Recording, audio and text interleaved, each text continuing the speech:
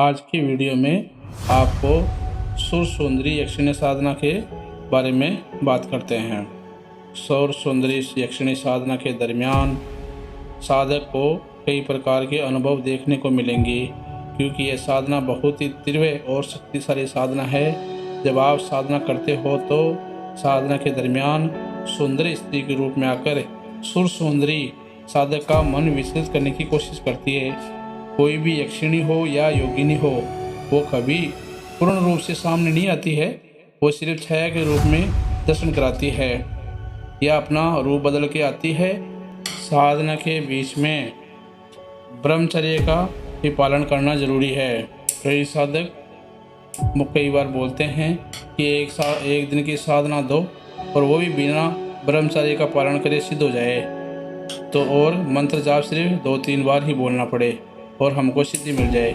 ऐसी साधना हमारे पास नहीं है, क्योंकि हम कभी झूठी साधना और मार्गदर्शन नहीं देते हैं। जो विधि विधान है वही बताते हैं। आज की वीडियो में सुर सुंदरी यक्षिणी साधना के बारे में विस्तार से जानेंगे। इसकी साधना और सिद्धि कैसे मिलती है। सुर सुंदरी यक्षिणी साधना की संपूर्ण विधि इस प्रकार है। सभी यक्षिणी साधनाओं में से सुर सुंदरी देवी को साधना बहुत अहम स्थान रखती है। यह साधना प्रतिष्ठा, भौतिक सुख, संपत्ति, धन, तेज, आकर्षण प्रदान करने वाली साधना है।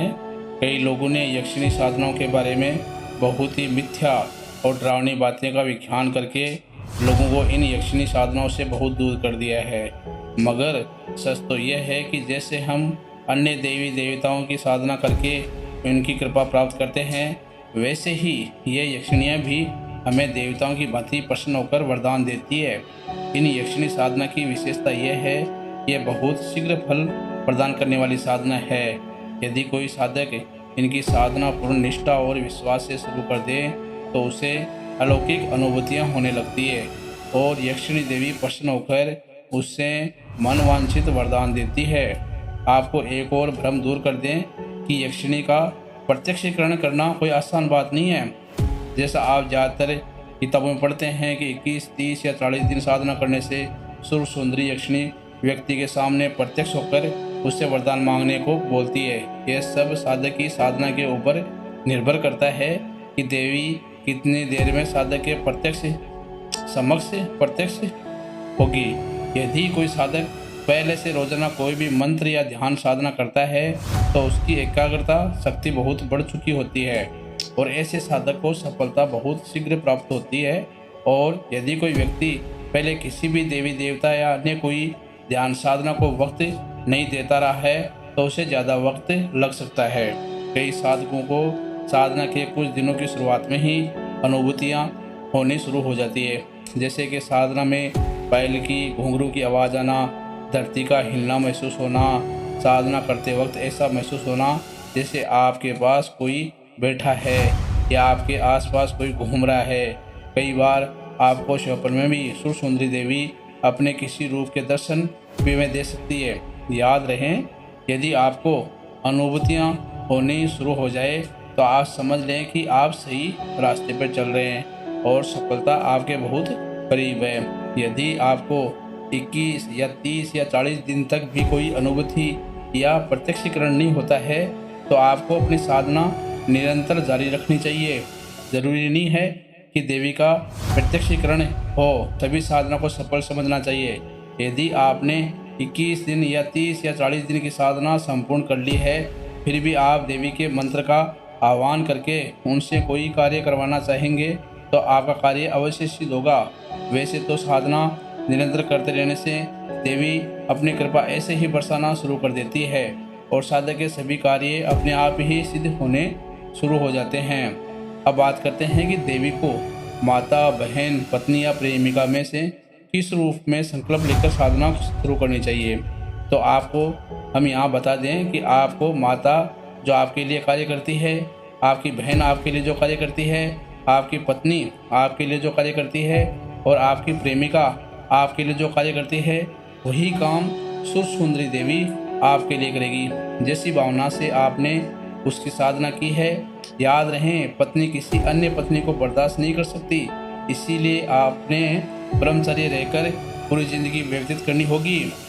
और तो ही आप पत्नी रूप में देवी का आह्वान कर सकते हैं। प्रेमिका रूप में भी यदि भोग की इच्छा रखकर साधना की जाए तो साधना में कभी भी सफलता नहीं मिलेगी, क्योंकि प्रत्येक साधना जितेंद्रिय होकर की जाती है और आपको शुरुआत ही भोग की इच्छा से होगी तो आप कभी सफल नहीं होंगे।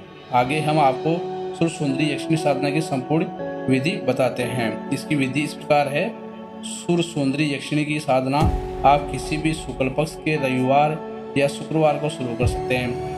साधना के लिए किसी एकांत और स्वच्छ स्थान का चयन करें। यहाँ पर साधना के वक्त आपको कोई परेशानी न हो।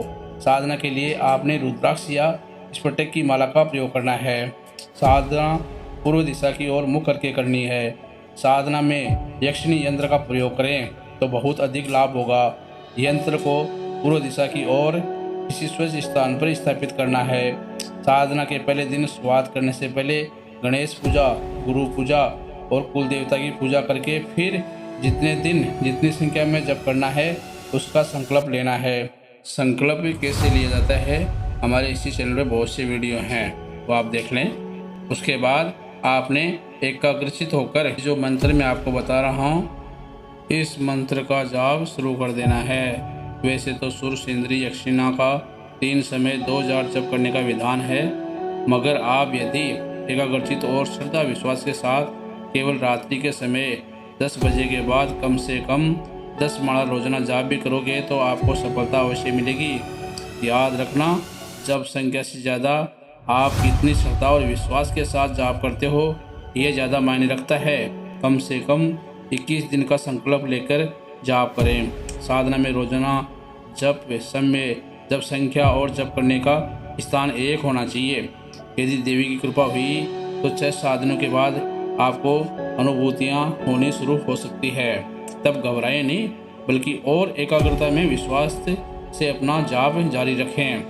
देवी के यंत्र को रोजाना सफ़ेद पुष्प अर्पण करें और साधना के पहले दिन साधना शुरू करने से पहले शिव मंदिर में पूजा जरूर करें। सुर सुंदरी यक्षिणी शिव पार्वती की पूजा से बहुत प्रसन्न होती है। आप जितनी संख्या में जाप करें उसका दशांश 10वां हिस्सा मंत्र आहुति देकर हवन जरूर करें। हवन सामग्री में गुगल की मात्रा अधिक रखनी है। साधना के आखिरी वाले दिन में चावल और दूध की खीर बनाकर मंत्र से आहुति देकर हवन करें। यदि सुर सुंदरी यक्षिणी साधना के बीच प्रत्यक्ष होकर बर्तन मांगने को बोलें तो उनसे यह वचन लें कि मैं जब भी आपका आह्वान करूं तो आप मेरे कार्य सिद्ध करें। यदि साधना में प्रत्यक्षीकरण ना भी हो तब भी साधना संपूर्ण होने के बाद अपना जप जारी रखें। साधना को निरंतर करते रहने से सुर सुंदरी यक्षिणी प्रत्यक्ष रूप में साधक के पास रहकर उसके कार्य करती रहती है। यह देवी व्यक्ति को रंग से राजा तक बनाने में सक्षम है। साधना जब संपूर्ण हो जाए तो साधना में जिस यंत्र और माला का प्रयोग किया है उसका विसर्जन कर देना है। सुर सुंदरी यक्षिणी मंत्र इस प्रकार है। ओम ह्रीं आगच आगच सुर सुंदरी स्वाहा।